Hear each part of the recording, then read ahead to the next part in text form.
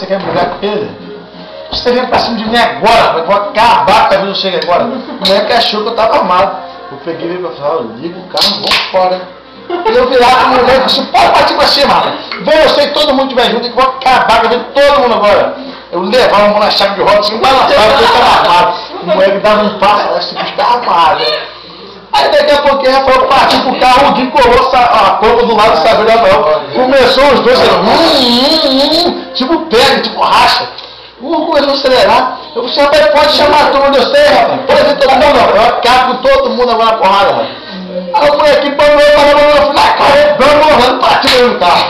Vamos, vai ter minha porrada, vamos. Rafael e o Gui, cantou pra ele no carro. Chega na entrada, assim, por isso é pra Morro do Coco, pra pegar a estrada de chão quando ele vir Morro do Coco. O Gui breca, Rafael puxa o freio de mão e entra cacete. Vai embora. Aí vai Rafael na frente e o Gui entrando, lombado, vai. Daqui a pouquinho eu olhando para trás, falei, Rafael, o Gui não tá aí atrás, mas não. Vamos parar, vamos esperar o Gui.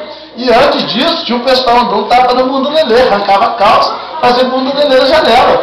Eu peguei, já tava fazendo bunda lelê, esqueci a calça riada, né? Porque pelava a calça, olhando os caras no joelho.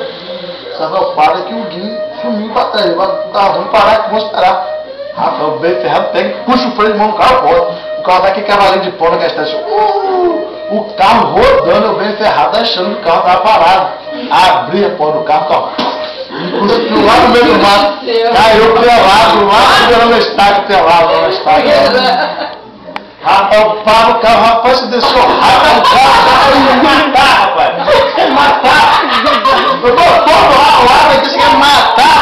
Tá ficando doido, eu nunca mais tá gostando da minha vida, rapaz. Você é doido, rapaz. E eu pelado, levantando, porque eu não achava que ele não ia calça, não vinha cueca. Eu não botar a roupa, eu todo ralado, daqui a pouquinho eu vi lá. Vamos, rapaz, lá escapou, agora eu vou mais devagar pra trás. Todo ralado, com a bunda ralada, cheio de capim. Aí eu peguei e vou embora.